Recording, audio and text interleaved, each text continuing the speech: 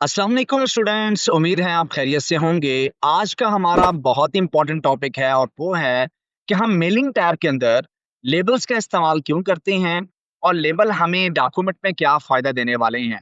जैसा कि last lecture में हमने एनवेलप्स के बारे में डिस्कस किया था और हमें पता चला कि एनवेलप से हम अपने फिजिकल एक्टिविटीज़ को बेहतर कर सकते हैं अपने डॉक्यूमेंट्री के अंदर या अपने डॉक्यूमेंट मैनेजमेंट के अंदर। तो इसी तरीके से लेबल्स की जो एक्टिविटी है उसका ताल्लुक भी कुछ मेलिंग के साथ ही होता है और वो एनवेलप्स के अंदर ही हम यूज करते हैं।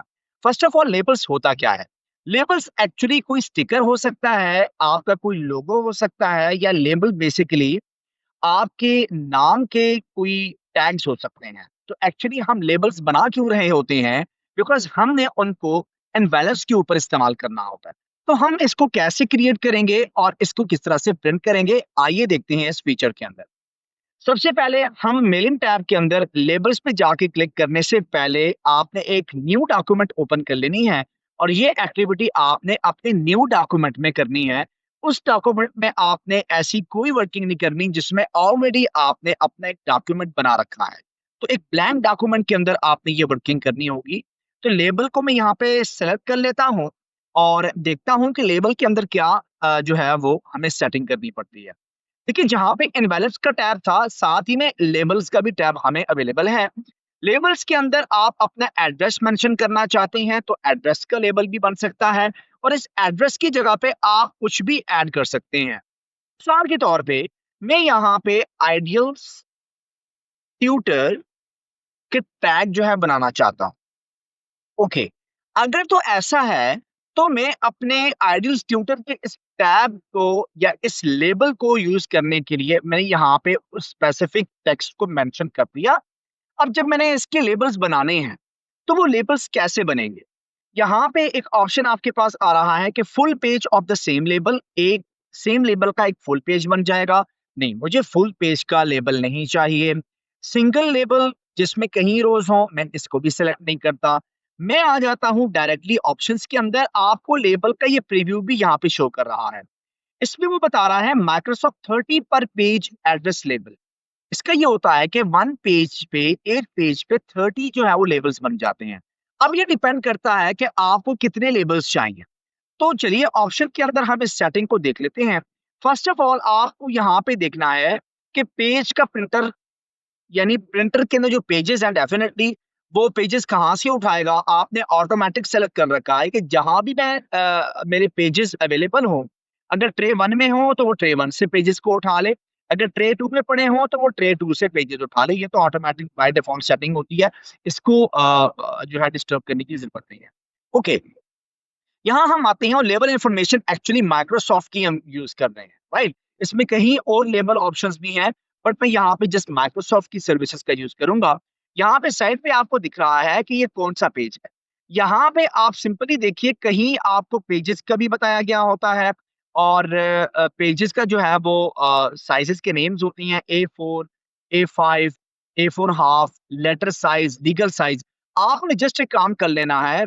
अगर मल्टीपल टैग्स आपको चाहिए, मल्टीपल लेबल्स चाहिए, बहुत सारे लेबल्स आपको एक पेज के ऊपर चाहिए, तो आप 30 पर पेज की सेटिंग को मैनेज कर लीजिए और ये जो पेज का साइज होगा वो बाय डिफॉल्ट जो आपकी सेटिंग में अवेलेबल है वो वही साइज रखेगा, मींस A4, राइट।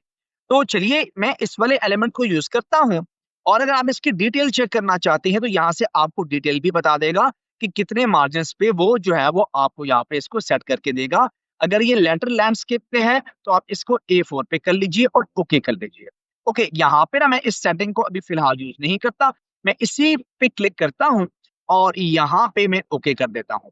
ऑलराइट, यहाँ पे आपको नजर आ रहा होगा कि इस तरह से वो शो कर रहा है और डेफिनेटली जो आपके लेबल्स हैं, चूंकि आपको मल्टीपल लेबल्स चाहिए तो आपने क्या किया, 30 पर पेज के लेबल को सिलेक्ट कर लिया और यहाँ पे आपने न्यू डॉक्यूमेंट में जाना है। देखिए, आपने फर्स्ट ऑफ ऑल देखना है ना कि लेबल दिखने में कैसे हैं, आया मैं उसको प्रिंट करूं या ना करूं।